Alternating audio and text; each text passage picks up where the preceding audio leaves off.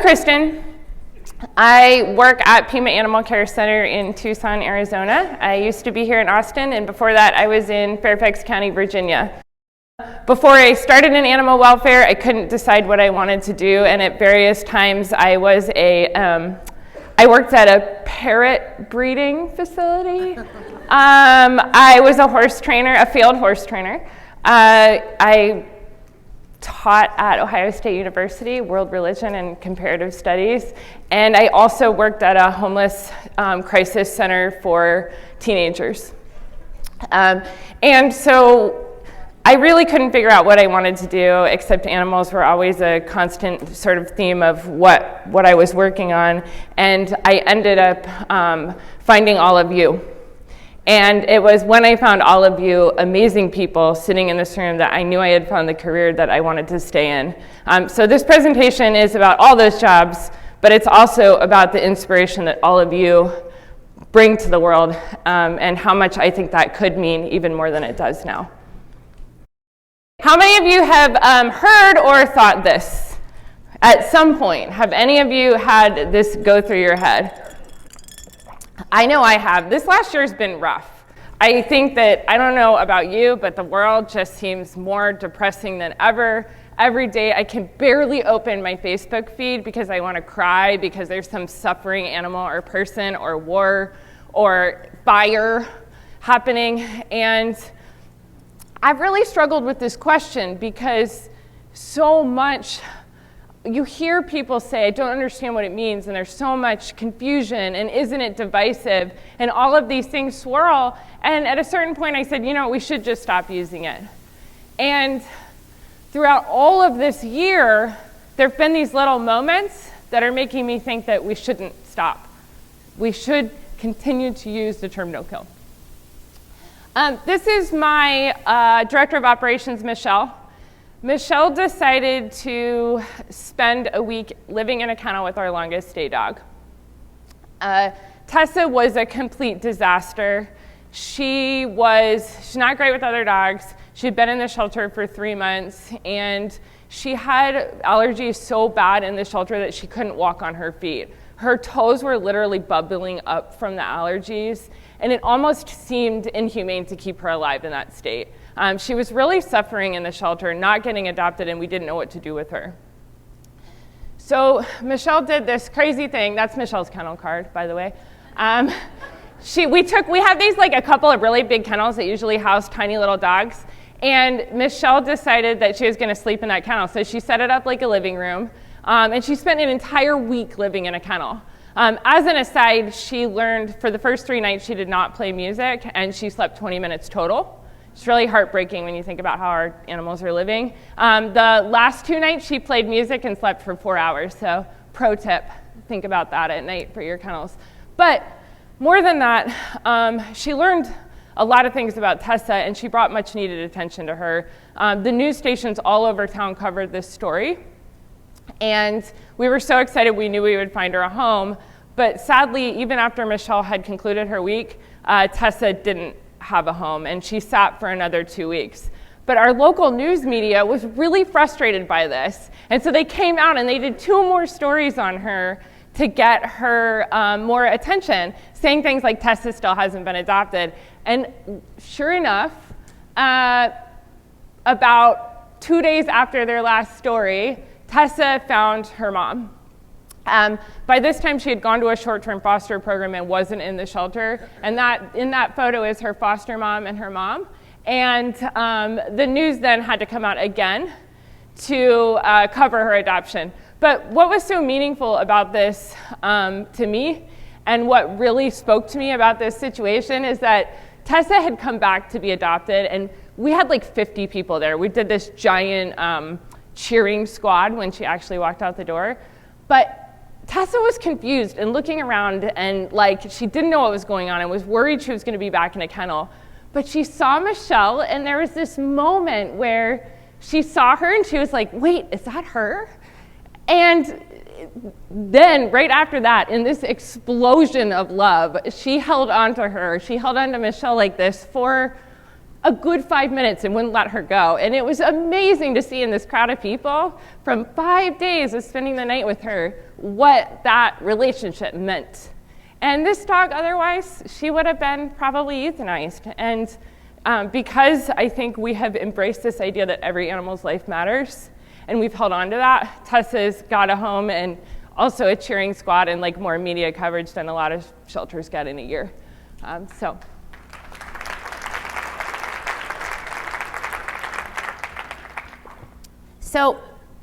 this presentation's broken up into 4 parts. We're going to cover a lot of ground today, but really the whole thing is about connection. I asked on social media recently someone to share a photo of an animal that had saved their life, and this person, who I don't know, shared the story of her dog Loki. And she said that she had been in a domestic violence relationship and had gotten out of it around the time she got Loki, and that it was the worst time of her life. She lost everything she had, and that she contemplated suicide many times, but that she couldn't bear the thought of Loki having to find a new home and having to she said, get himself readopted. And so this dog got her through. He actually saved her life. And that's really what this whole presentation's about. It's about this incredible power that animals have to save our lives as much as we do theirs. That's me in Fairfax County, what feels like a million years ago, but was really about 7. We went to Fairfax and brought it to 90%. And at 90% in that community, that felt amazing, but animals were still dying. Most of our hoarding case indoor unfriendly cats were dying. Behavior dogs were still dying in much higher numbers than they needed to be. And a lot of our medical. One time someone brought in a distemper. I remember this, somebody brought in a distemper dog, and we didn't know anything about distemper, and we like grabbed it and ran out the door to the parking lot to euthanize it. Somehow I think we thought we were all gonna get distemper. So the 90% benchmark was important, and it brought us to a point where we were saving most animals. And when we look at the amazing work at Best Friends trying to bring the United States to no-kill by 2025, that they're talking about the 90% benchmark when they talk about that, and that is one meaning of no-kill. So no-kill, it's not really that confusing. It really means 2 things, and that's one of them. It's that 90% benchmark that most shelters, regardless of how challenged they are, should be able to get to. So that's not really what I'm talking about today. I'm talking about more of an ethic and an aspiration that every animal deserves to live. So that's me and Ellen Jefferson. I got to meet Ellen working here in Austin, and I had come from Fairfax and thought that 90% was the goal, and had so much left to learn. And I learned a million things from Ellen. When I first did this presentation, I had a list that was 2 slides long, but I boil it down to really 2 things that she taught me. One is that animals don't deserve to die because they're inconvenient to people.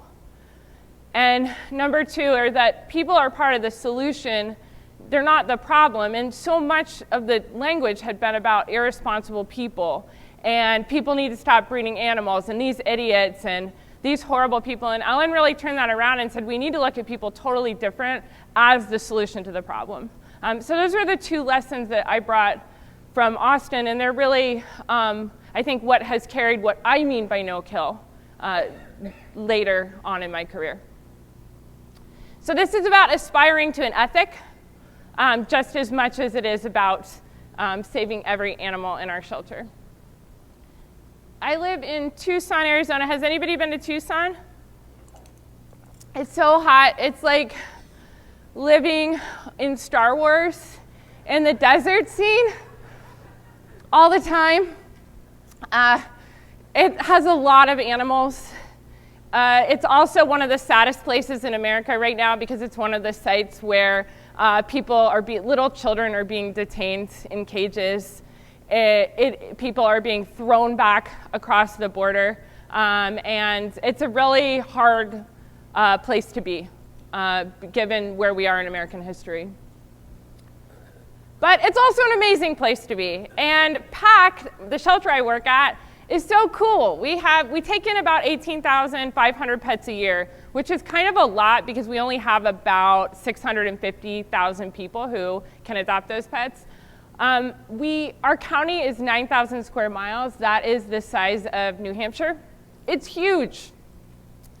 We sent about 5,200 pets to foster last year. That is our #1 life-saving mechanism. Without that, there's no way we could be where we are. And last year, we saved a raw noses in, noses out 92% of the pets who entered, regardless of the reason that they came into the shelter.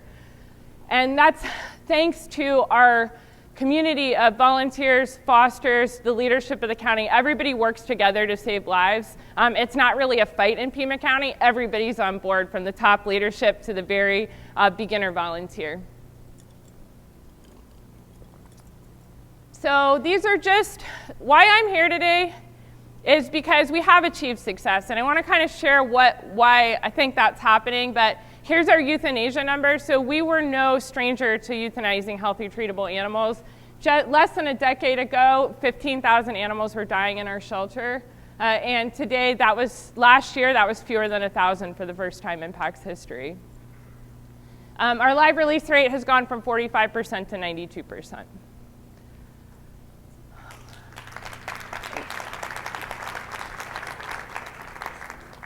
So because everybody's working together, we get to save like amazing animals who there's no chance we could have even a year ago. Now every diabetic cat gets a chance to go to a home, cats with renal failure, tiny sick burrito kittens, and dogs that are going to live in wheelchairs for the rest of their lives. We're all working together to save even these hardest pets, so things feel really good. This is probably my favorite PAC graph. 2.5 years ago, Maddie's fund decided to help us make our foster program really awesome. And foster has changed everything for us. And you can see the green line is our foster numbers. So we've really blown up that foster program. And the blue line is our euthanasia numbers. And we're in the news all the time. Our amazing communications director is here, Nikki, and she gets us in the news every single day. Every single day we are in the local media. So wonderful, Kristen. That's great for you and your shelter. We're all happy. Can we go to our next session? Things are not actually so good. Our shelter is amazing because of the people that are making that happen, but our community is struggling more than ever.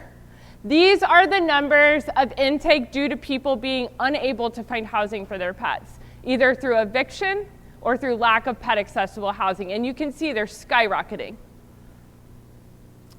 That dog is what really broke my heart, because his owner had come from Honduras on foot to come to the United States seeking an asylum. And she had brought her dog with her. She had carried this little dog all the way from Honduras. They got separated at the border by ice, and the dog ended up with us. This story has a happy ending, unlike so many others do. We were able to reunite her and her dog. As she did find a place she was able to stay in the US and keep her dog. But there are countless other stories I could tell you that ended so much more tragically. We're seeing more hoarding, neglect, cruelty, just as much as ever, but it's related to institutionalized poverty. It's related to people struggling. This little dog, he's kind of blue. Can you see that? Yeah, he's a little bit blue tinted. He was really blue.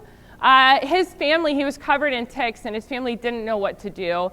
And the ticks actually got into the home. They were afraid to call us because they didn't want to get in trouble, but we found this dog. It was on its last leg. It was actively dying when we found it, and we saved its life. But it ended sadly that we pressed cruelty charges on the owner, and the dog ended up with us. And it just was a story that never needed to happen if they had been able to get the help they needed. We also have something called valley fever. Has anybody heard of valley fever?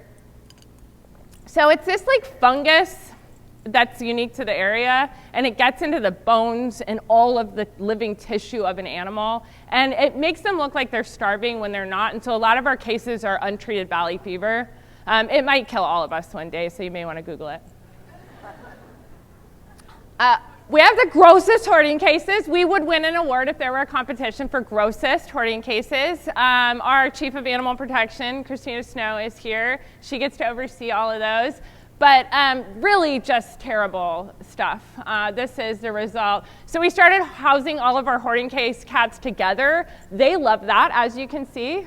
One table fits like 30 cats. But last year we took in about 1,000 pets due to hoarding cases. And we can't serve enough people. We have these community clinics. They're free vaccine clinics. Every day that we have one, they start at about 7:30 and we serve 400 people. By 7 a.m., 400 people are lined up. And we can't even begin to tackle the needs that are there. And the person, this family with the dog and the daughter and her dad, there are people experiencing homelessness, like so many people in our community are, and they need so much more than we can give them, but our focus now is keeping them with their families. But it's hard. There's a lot of unmet need. So this is the Best Friends Community Data Dashboard. It's amazing. If you haven't seen it, you should go look at it. But nationally, we're in the same situation. We've gone from killing like 20 million animals in this country a year to just about 1 million. We've gone down so far, and Best Friends is tracking this on a national level, and it's incredible. This movement is working. It's working. And it could be all for naught, given what we're seeing around the world. How many of you have seen images like this show up in your feed? Yeah, so we're seeing animals and the environment suffer more than ever, and the question becomes like, does it matter that we save all of these lives, all these cats and dogs, if you don't have a planet to live on? And those questions become more and more real and more important to ask as this crisis worsens. In the time it takes me to give this talk, in this 1 hour, more land animals will die in slaughterhouses in the United States than all of the cats and dogs will die in shelters in this entire year. I know that if any one of you could get that pig and you could save that pig and take it home and take care of it and give it a great life, you would. But because of the way the factory farming industry works, it's shrouded in secrecy. We can't get in. Some of you have probably driven through a state where you've seen these giant cattle farms. It's as close as most of us will get. But all of this suffering and all of this torture to animals is happening as we speak all around us, and we don't even see it. And people are struggling more than ever nationally, too. These are just a few scenes you probably recognize: an eviction, a homeless camp, and in a place that people are being held at the border. So these things are all images we're being confronted with every day. And yet, our movement is working, and we're doing amazing stuff. Have any of you read this book yet? It changed my life. And we have a reading list for you, by the way, in the Whova app. This book completely changed my life because it's about connection. And so when you see a stand of trees in a forest, you're just seeing the trees, right? But what you don't see is that underground, there are these enormous fungal networks, so much that 1 teaspoon of dirt can hold miles of these connectors. These connectors actually serve as the communication networks between trees. So when you're looking at a forest, you're looking at a whole community and you don't even know it. And the trees speak to each other. And when one tree is struggling, all the other trees come to its rescue. Or when one tree is attacked by insects, the other trees in the forest are alerted. That tree lets the other ones know, put out some toxins so bugs don't attack you.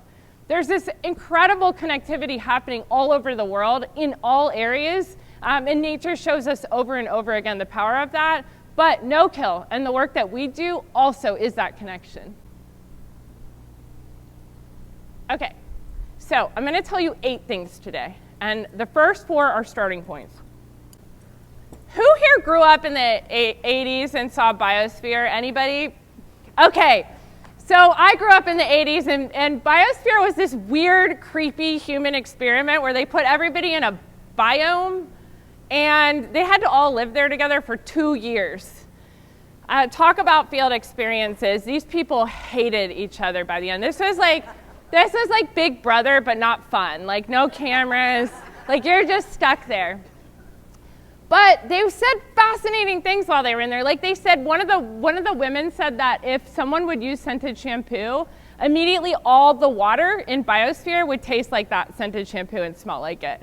They had to live with the immediacy of the immediacy of their actions. So they had to live with those consequences. But every day, because of the way we live, we often don't live with the consequences of our choices. Imagine if your trash never got taken away again. Imagine today, there's no more trash service. Wouldn't your choices about what you throw away change immediately? This became all too real for me this year. My partner and I live in a house with a gray water system, which when we bought the house, we're like, that seems fine. It actually means that all your water from your washing machine goes into your yard. Okay, fine. Until you see that all the creatures of the desert show up because there is no water to drink it. And it was really, really, I think that we have like 40 different containers of laundry detergent we've tried to find to not kill those animals. But it's been shocking for me to realize how hard it is to find things that don't kill and harm the environment and animals. So starting point one is that we have all these consequences to our action, and a lot of them we're not really thinking about because we don't have to, but we should start to. Euthanol is so creepy. There's no other time that someone injects an animal with a substance that they're not trying to help it. And euthanol's always creeped me out. The fact that it's pink or blue and people call it blue juice. But really it's poison. And that poison is having consequences not just on animals, but on our environment and on our dog and cat food. Have any of you read the stuff about how it's actually getting into our animal food supplies? So if you think about what is the immediate consequence of euthanizing a bunch of animals for space? You've got the poison that you're putting into those animals in the environment. But then you've also got those animals, and when you think about what lives in that body bag, and you think about the potential loss of relationship and the impact on the world those animals could have had, we don't know when we kill en masse animals what those consequences really even are. So starting point number 2, animal welfare is a social construct. We built it, we broke it, and we can fix it. Okay, so if you ask your grandparents, which of these 2 animals are happier? The dogs living outside on the first picture, or the beautiful grim dog living in its kennel? What would your grandparents say? The dog's living outside, right? It's only really recently that somehow we decided that putting animals in solitary confinement in our homes in cages all day was a good idea and that was the best way for them to live. But a recent survey showed that people believe that is the best quality of life for animals and that outdoor living dogs have the lowest quality of life. That 25 years ago even, that would have been inconceivable. All of this is socially constructed. So what's a social construct?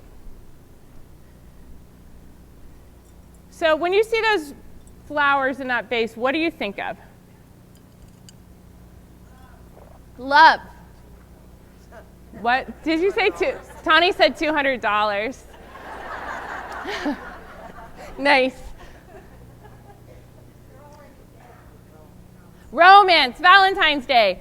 All those things, you're not just seeing the flowers, right? You're seeing what the flowers mean. And that's what a social construct means. So those roses that are in the field, you're just seeing flowers. You might not have even known what type they were. Those are roses too. But when we see them built into this thing, that's a social construct. It's all the meaning we assign to things that aren't just the things themselves. So a few of the social constructs in animal sheltering, these are just a couple, and you can name more, and it's a really fun game to play. Thank God my partner works in animal welfare, because no one else would ever have these conversations with me, but this is why we sit around and talk about it at night. Social constructs in animal sheltering. So isolation and solitary confinement, the idea that keeping animals by themselves in homes is the kindest, best way to care for them. Social construct. Rounding them up and putting them in a big old building all together, that would have seemed crazy 200 years ago. People would have said horrible diseases are going to spread, and Dr. Jefferson's going to talk a little bit more about that. The idea of indoor versus outdoor pets, the standards we impose on pet owners today, the expectations we have, they're all socially constructed. The idea of pets versus working animals, up until really recently, there weren't just pets. For the most part, people had animals for a reason. They had cats maybe to get rid of the mice and rats in the barn. They had dogs to protect the home or do another job. But today we have animals just, their only purpose is to be our companions, and that's new. Also, the idea that animals are good or bad, animals aren't good or bad, they're just animals. Or adoptable or unadoptable, that's all a social construct. It's stuff we put on them. And lastly, dog and cat food. That if you had shown people 100 years ago these like weird pellets that come in a bag that are who knows what, I don't think any of us really know, people would have thought that was crazy. And finally, the idea of humane euthanasia. That is also a social construct, that ending the life of a healthy, perfectly fine animal is somehow humane, social construct. Okay, number 3. When people face injustice, animals suffer too. So this is one of our clients who's experiencing homelessness and her dog. Here's a few ways that people in our movement face injustice. They can't find housing for their animals. They face barriers by us to fostering or adopting a pet. Someone said to me recently, if all we did was stop keeping animals, so if we just stopped putting in barriers to foster and adoption to let anyone who wanted to help take home an animal, we wouldn't all have to be here anymore. And I don't know that they're wrong. Organizations that discriminate against people or create non-welcoming environments. When we don't have temporary housing available for people in crisis, how many of you have lived paycheck to paycheck? If you don't get a paycheck, you are screwed. How many of you in the last 5 years have lived that way? Most of us, if we're being honest, have lived that way. Yet we discriminate against people just like that all the time because we say they're not stable enough to take home an animal, or how can you, I think what do you hear all the time? How can you feed your pet if you can't take care of yourself? Another way that people face injustice is when they're separated from their pets for any reason, or they can't get basic care for their animals. This guy, so that guy in this picture, he was evicted, but it wasn't his fault. His landlord didn't pay the mortgage. Him and his 6 pets were evicted. So this was a real injustice to him. We were able to board his animals and hold them until he could find new housing, but that's not typically what happens. Usually people just lose their pets. This little dog broke my heart. He came to us on Christmas Eve, surrendered by his owners who were being deported. And he was such a sad puppy, and I think the saddest part of it of all was that he came in his Christmas sweater. And we see, when I say Pima County is a hard place to be right now, it's because we see things like this happening all the time. So the fourth starting point is that when animals face injustice, people suffer too. I am a terrible wannabe vegan. I used to say I was a vegan, but it's not really true. I sometimes eat pizza. My shoes are leather right now. Once a year I get sick and I typically will eat chicken soup. And so I can't say I'm a vegan, but I am trying to reduce the harm I'm causing to the world through eating meat. When we look at the number of animals that are dying, it's astronomical. 1 million will die this hour, but billions will die this year. Just in this hour, 44,000 cows will go to slaughter. And these animals, they're tortured and they're suffering. And if you are a meat eater, fine. But we all have a responsibility to consider the harm that's causing to us, our bodies, when we're eating that, to the environment, and to those animals. And so really, as we think about cats and dogs, you all have won. We are winning when it comes to saving cats and dogs, and it's time to expand our thinking about that to farmed animals as well. Now that I'm off my don't eat factory farmed animals rant, when animals suffer, there's often a human element too. This dog came to us. He was the only dog I've ever adopted out that bit off a good part of his owner's ear. I had to explain that one to my bosses. He was in a domestic violence situation, and his mom was being attacked by her abuser, and he went after the abuser and bit off part of his ear. He was not going to die in our shelter. But if I had just gotten those notes and not known what had happened and not looked into it, he very well may have.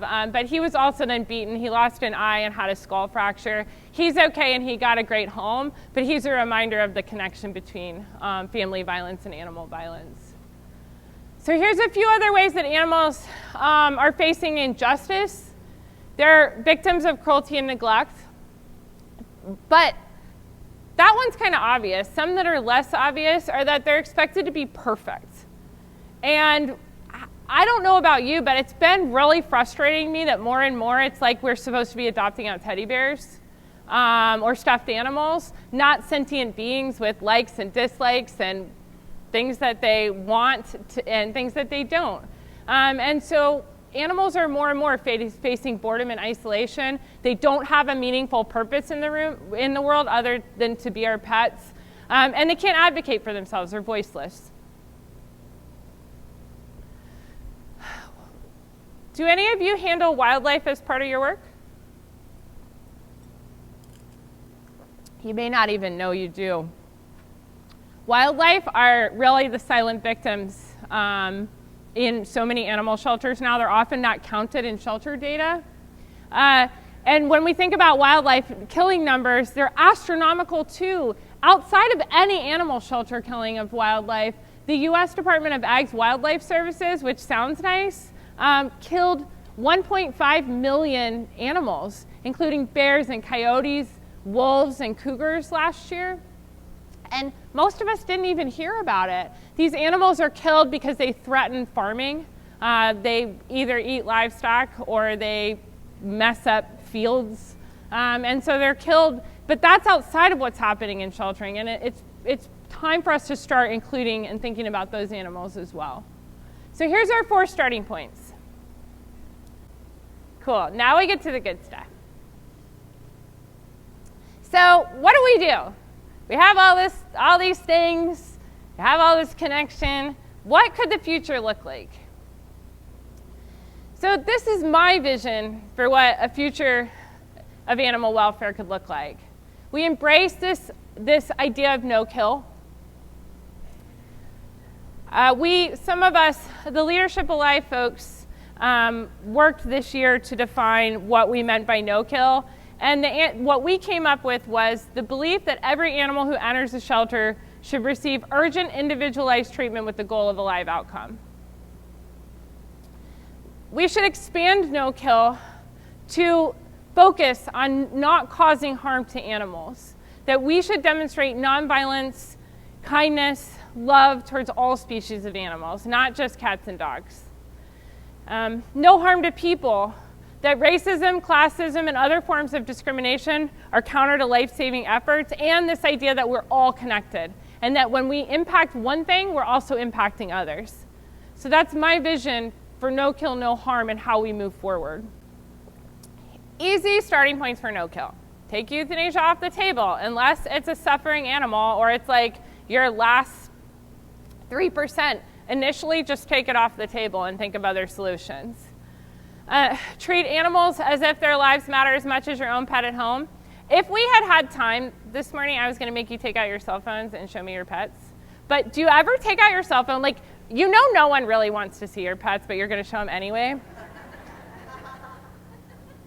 And you take out your cell phone and you're like this and this and this, and then they're like cute, but then you feel like your heart start to glow and it just like warms your whole self. That's how we should be thinking of every cat and dog in our shelter.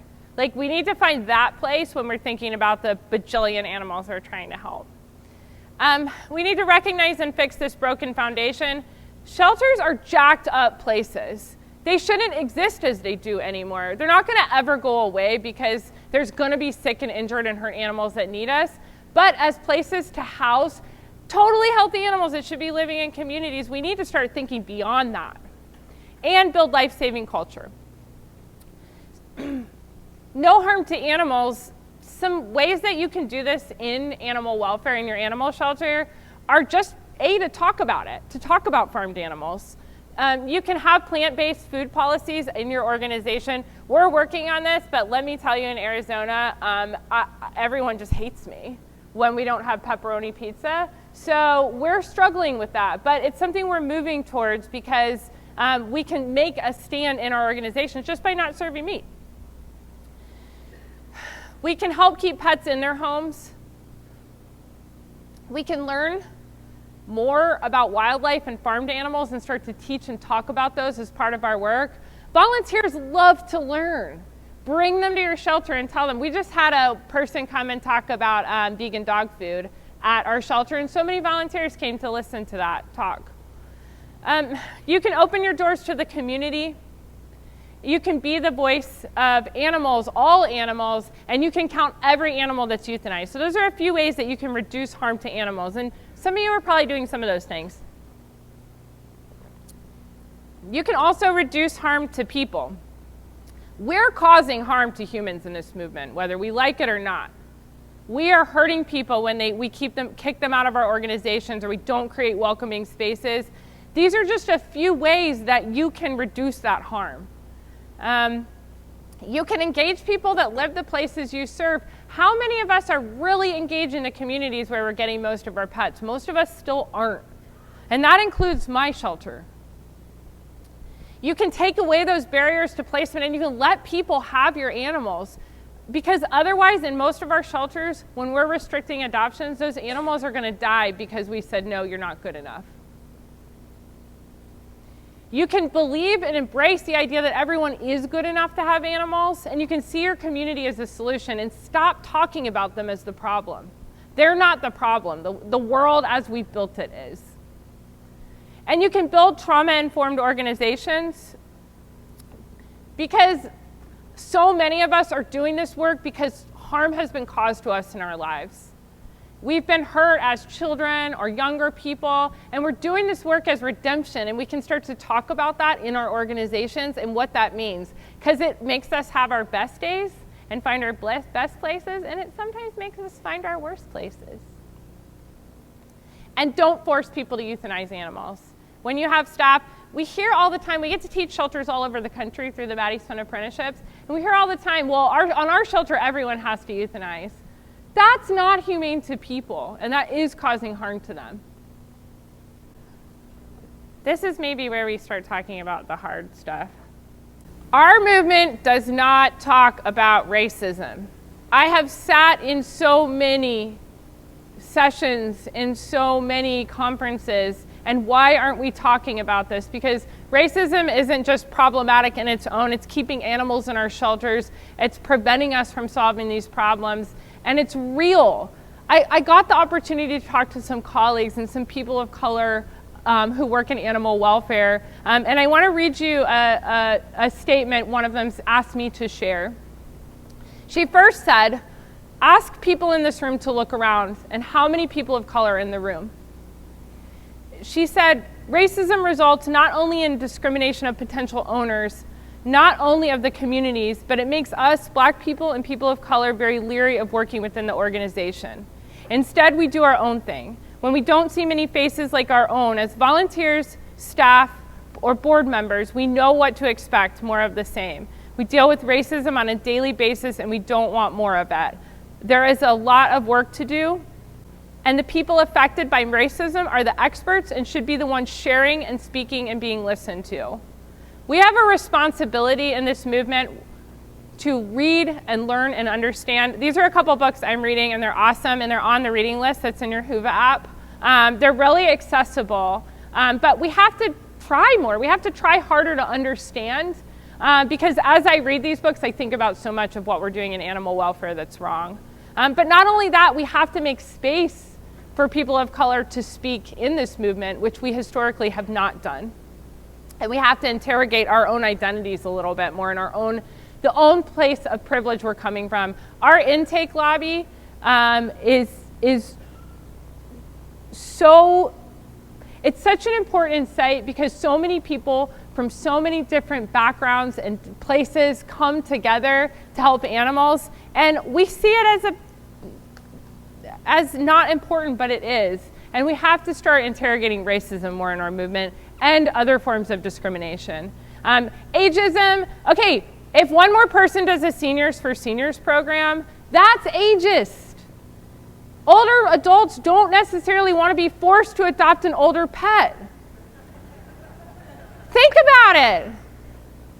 Ableism, and that's both mental health and physical health. This person in this picture was another person who sent in a story. They were able to adopt an animal. He has severe autism, and this pet became his emotional support animal. But in many shelters, he still would have been turned away. Classism, I don't even know where to start. Huge problem in our organizations, huge problem in our shelters. This is where that language around, well, if you can't take care of yourself, how are you going to take care of an animal? We hear it over and over again. It's become so normal to us, we don't even recognize it anymore.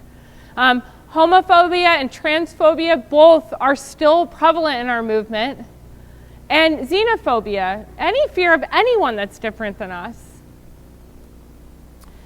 We're all connected, and more there's social movements happening that are acknowledging this. If you're interested, I sit on the faculty of the One Health program at the University of Arizona, and One Health is this idea, it's this whole academic pursuit that humans, animals, and the environment are all connected. And it's even going a step further and into a movement called One Welfare. So if you want to learn more about what I'm saying today, you can look at this. One Welfare is really focused on animal welfare movements, but it's that same idea about connection.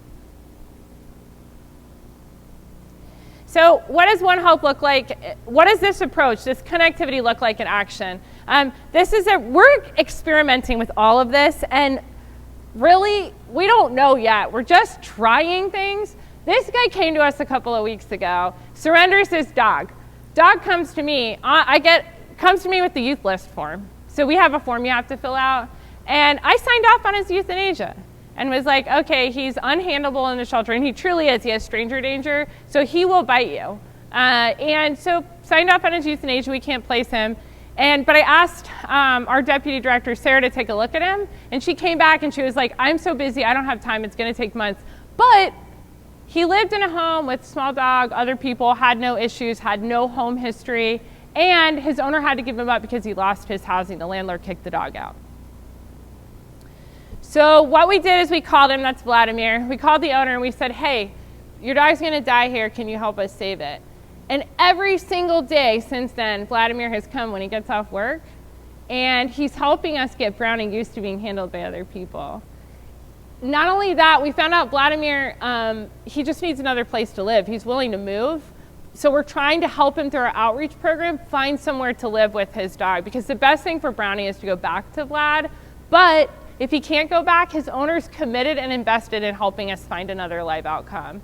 And that's how all of this should be working for all animals. It just happened to be that in this circumstance, the dog was going to die. And that's a good starting point. These are the lessons I learned from NoCal. That's one of the roosters that we saved. We started saving fighting roosters a few years ago, and now everyone's saving them. We just have to break down these barriers and tell people it's okay. For some reason, the whole world thought fighting roosters were going to kill you. I don't know how this ever happened, because if you know anything about them, when they go to fight, they get their spurs cut off. They're harmless. They are scary acting, and they flutter at you, but they will not hurt you. But we were killing them mostly in barrels with gas. Stick them all in a barrel, stick some gas in, they die. We don't have to do that anymore. We've learned that not only are roosters amazing, you can put harnesses on them, you can fashion them with an anti-crowing collar, they learn tricks, and they make great pets. And you may see a rooster walking around on someone's shoulder while you're here in Austin, and that's probably one of the fighting roosters that we saved. But we can take these foundational lessons and we can start to rethink everything that we do. We can start to take all of this apart. So these are my ideas, but I want to hear yours while we're here at this conference.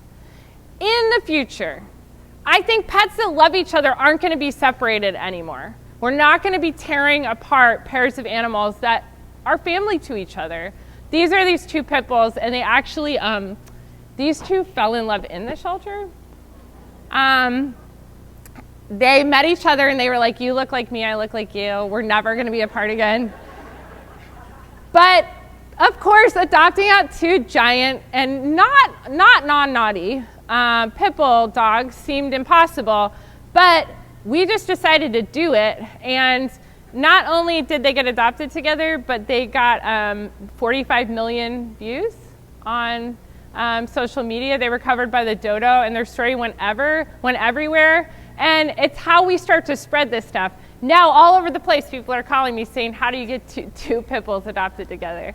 And I actually suspect it could, if we do the marketing right, it could be just as easy to get them adopted together as apart. But pets won't be separated anymore. Organizations will look like their communities. So it won't just be a few of us. It won't just be a small part of our community working in shelters. All levels of our organizations will reflect our communities. There will be vegetarian pet food. They did it for people, they will do it for cats. Don't freak out. Ryan made sure to point out that there is no vegetarian cat food that doesn't kill cats currently, and I do know that's true, but I think we're going to innovate and think of this in the future.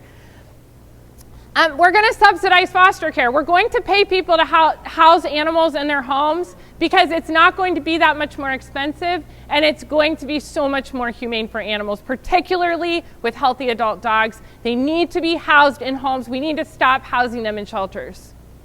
We will have community cats and dogs. People will sterilize and release dogs. Also, I know sounds crazy, it depends on where you live, but to keep locking dogs in our houses and say they have no place in our communities is not going to last forever. We're going to start including wildlife in our data so we know how many are dying and we can start to help save them. We're going to shelter pets and return them near their home, so when we take a pet out of a community, we're going to start to try to put it back even if it's not with the same owner. We're going to offer robust, massive post-adoption support programs, and we're going to stop restricting people from getting animals. We're just going to help them once they do. We're going to have a whole range of emotional health and therapeutic services for pets because animals coming out of shelters might have PTSD. Behavior problems are not behavior problems when you've been subjected to such trauma and loss in your life, and we have to start rethinking how we're talking about these animals. We're going to integrate pets fully into all social services so that if you are in a domestic violence shelter or you're at a homeless shelter, you're able to keep your pet with you and you don't have to be separated, and no one will be excluded from helping. We'll have volunteer hours at night so that people who work can volunteer. So many working people can't volunteer in our organizations because we restrict the hours so much. And finally, there will be mini shelters just like community centers. We'll have little shelters all around our community where people can interact with pets, kids can learn about animals, and they can adopt from them. We don't have to institutionalize them in these massive buildings. And in the future, animals will never ever be called nuisance or unsavable. They won't be called undesirable or bad, dangerous or invasive. They won't be referred to as disease carriers. We won't talk about pet overpopulation, and we won't call them problems because they're not problems. We're the problem, we as a world, not we as individuals. And we will just see animals for what they are, which is totally perfect and cool. Why do people hate possums? Is it the rat tail? Possums are like the coolest animal. Please go Google them too. Possum Facts leads you down a rabbit hole that is so worth going down.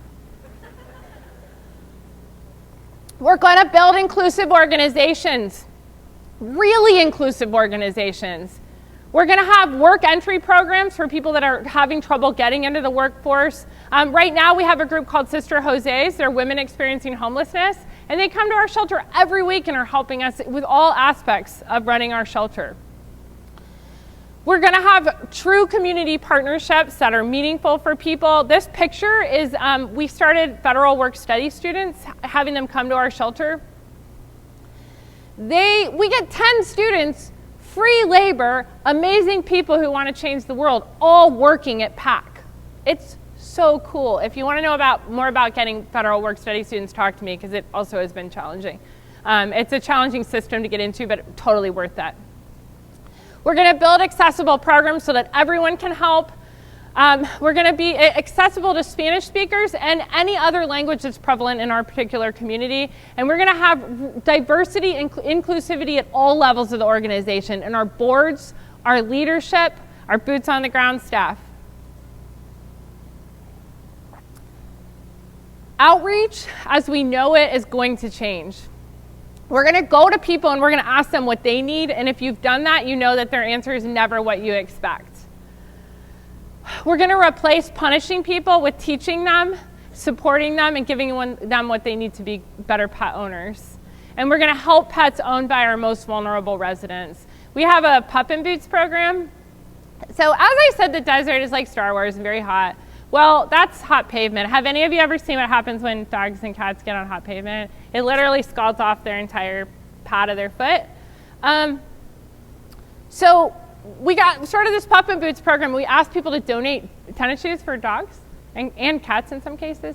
And we've gotten thousands of pairs of these. They're expensive too. But now when you walk around Tucson in the summer, all the dogs are walking around in their tennies. Nobody's feet are burning, and it is all good, and everybody's happy. And it's just been a butterfly effect. Greater Good Foundation just came to us and said, what do you need? And they gave us 1,000 backpacks full of supplies and paw booties for all of our homeless dogs and cats this summer coming up. We're going to be more proactive about examining our own place of privilege, our own perspective that we bring. And we're going to push the envelope on what we mean by community services. We love serving cats owned by people experiencing homelessness. First of all, some of the most happy, well-adjusted social cats having the best time. So we get everybody harnesses and just really help celebrate the fact that folks going through a hard time in their life, or folks just choosing to live outdoors, have this amazing bond with these animals. We're going to build cultures of kindness in our organizations. We have this workplace culture agreement. It's probably the best thing we've ever done. It's really long and you can't read it, but I'll tell you what it says. No ego. Be kind to everyone and everything you meet. That's it. Those are the 2 rules. That's Kelly. She came in to adopt a dog from us, and she was like, you guys seem like you really need help. And I was like, we do. She's our new volunteer manager. 2 months later. We're going to find those people, we're going to bring them into our organizations, and we're going to let them help us be extraordinary. So our old animal control had this slogan that I really love, best vet, adopt a pound pet. Otherwise, it was hideous, it was scary, and in a community where people are very, very, very scared of law enforcement, we had to do something different. So that's what our new animal protection vehicles look like. They have animals on them and colors. My officers initially were like, Kristen, come on. You took our uniforms. You call us animal protection, and now this? But they get it, and they see that when the community sees these people out and about, they see their smiling faces in our happy trucks, they come and they ask for help. They're not scared of us anymore. And most importantly, we have to start with ourselves. And it's really hard for us to do this, and I'm terrible at it. But we have to start with ourselves because we're working in crisis on a daily basis. We're all so busy, drowning in work, but we owe it to ourselves to teach ourselves new things, to find teachers. I have 20 mentors in this room, or more, who have taught me most everything that I know. We have to question everything because this whole system is broken and we have to start over. The foundation is broken. It's based on killing en masse, and we have to start over. We have to talk about hard things that make us uncomfortable and take action to do things differently. We all, as a planet, need to eat less meat, whether we're in this room or not.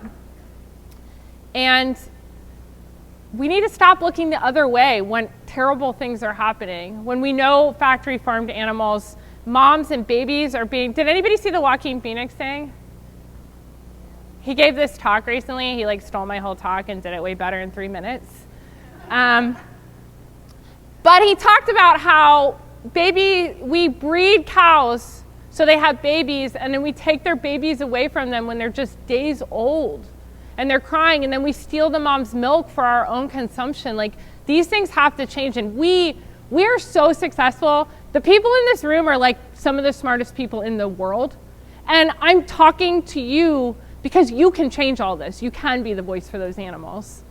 And we have to practice empathy in all of our interactions. It's so hard. And I know, like many of you, I'm just tired. Like, I'm compassion fatigued out. But our empathy and our care and our not looking the other way is working for cats and dogs, and it can work in so many other areas. So, these are the 8 things we talked about today. No kill, no harm, and connection. Recognizing the connection between people, animals, and our environment. And the impacts of doing this will not only be that we will finally end the killing of animals in shelters, we'll hit that Best Friends 2025 goal. And beyond that, many shelters will get, we had a 92% live release rate, but I can still tell you the faces of so many treatable animals that lost their lives. We're going to go beyond even that. We're going to build bigger, better communities, and we're going to create a more kind, just world for people and animals. This picture of these people, this is one of my favorite photos of the year, because they came in, and I made the assumption they were surrendering these puppies. They were foster parents who had come back to bring their puppies for a foster appointment. But it's in these little moments that we have to interrogate our own assumptions about the people we're serving. And really think, the way we get around this is we talk to people, we talk about it, and we listen to people. I'm going to close with one story that isn't really just about all of these things, it's just about one of them. And that is a dog named Fearless who came in a couple of weeks ago. Fearless came to us, was an owner request for euthanasia. We don't take that as an intake category, but we do acknowledge that the owner wanted the pet to be euthanized. She is a 9-year-old dog, and she sat in that kennel. That's one of our medical kennels. Sat in that kennel like that for hours, just staring at the wall. She wouldn't even look at us. And I try to keep my nose out of the business of the clinic these days because they're doing such a great job, but I worried that she was going to just be euthanized. And I asked them about her, and they were like, "Oh, no, she's just fat." So followed her through the system, and her owner had really gunned for her to be killed. She said she had skin problems, and she really wasn't that happy. Her quality of life wasn't very good. She made a convincing case, but we didn't listen, and we just sort of thought, what would Fearless want? And this is where it comes back to what would you do for your own pet at home? And this is just 2 weeks later. Fearless is now named Plum, and she's living in her new home with her mom, and this is right next to the mom's bed. And she was like, she lays right next to me, and she looks at me, and I look at her. And it really all comes down to this. I've said a lot, because a lot's been on my mind. And we're not just working in a world where it's perfect and there's a bunch of cats and dogs that need our help. We're working in a world in crisis, but every day we can make these little choices to save just one life, to do something a little bit differently, and all those choices, they add up into changing the world. Jane Goodall has really gotten me through, and I got to see her speak a couple of years ago. She spent her whole life doing what we're doing, just trying to make the world a better place. And she said this quote that I come back to time and time again: "You cannot get through a single day without having an impact on the world around you. What you do makes a difference, and you have to decide what kind of difference you want to make." The future of this movement is you and the choices that you make today. I came out of nowhere. I've only been in animal welfare 8 years. And to get to be standing up here today speaking to all of you is a great honor, because every single person in this room is already working to change the world every day. So I want to thank you for being here. Thank you for listening, and welcome to the American Pets Alive Conference.